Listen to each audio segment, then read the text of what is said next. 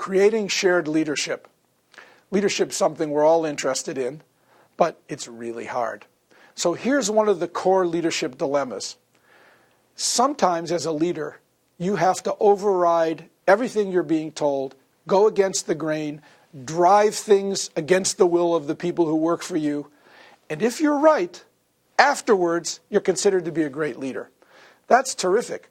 If you're wrong, however, you're seen as stubborn, pig-headed, won't listen. And the problem is, nobody tells you when you're making that decision, whether you're right or not.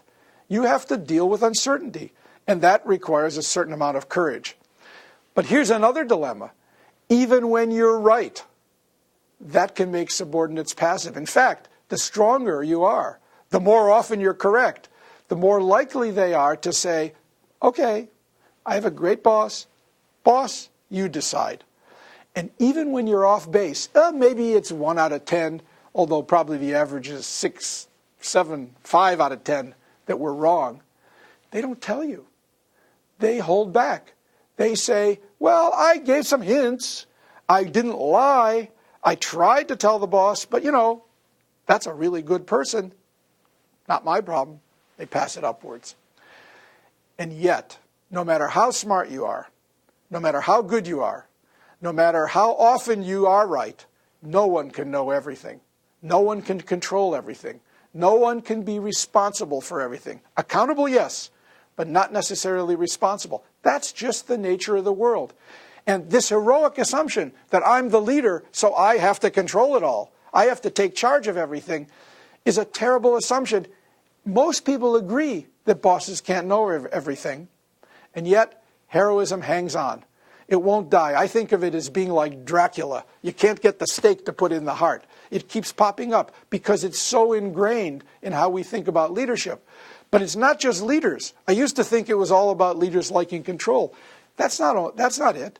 It's also team members have a way of passing things upward. So they reinforce heroic stuff on the part of the boss, even if they're complaining, I wish the boss would give us more say. It's a nasty little game that goes on in organizations. So the leader has to change his or her behavior, and team members have to be part of the move to sharing responsibility, to sharing leadership. That has 3 components. First of all, you need to create and use a tangible vision of what your unit does that's special and unique and exciting. You need to be able to talk about it in a way that pulls people together and that serves as a frame of reference they can use to help make decisions. Because if you have that, it's easier for them to take part, to share responsibility. The second thing you have to do is create a shared responsibility team. Now, what does that mean? That means that the team takes collective responsibility for the really tough decisions. They own the unit as much as you do, whether it's a group, a task force, a project, a division, whatever you lead, you want to get your direct reports to own it the same way that you do. And shared responsibility teams make the important decisions, not all decisions, make the important decisions using true consensus. What's consensus?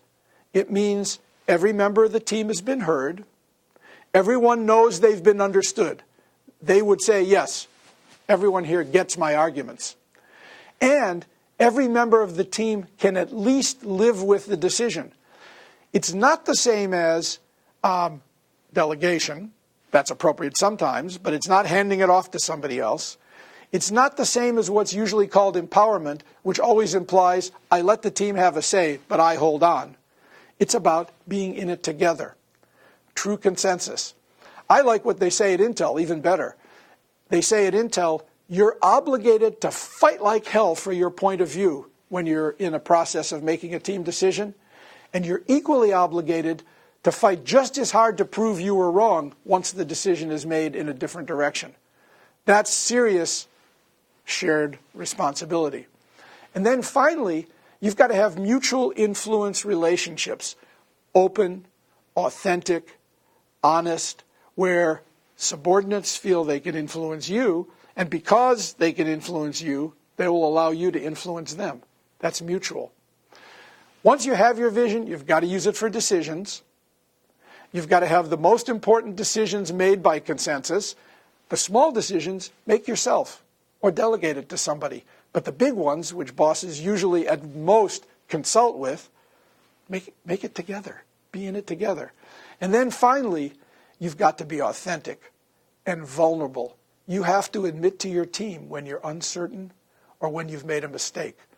People smell it anyway. So trying to fool them, trying to pretend you're brave when you don't know what to do, is really a bad idea. I'll say there's one exception. In moments of high crisis, a plane flies into the World Trade Center and you've got to get people out, or you've got to decide how to revive your business. At those times, you can't talk about uncertainty except to acknowledge it, but you've got to be moving forward. But around everything else, talk straight to your people so they learn to talk straight to you. That's how you create real shared leadership. You can do it.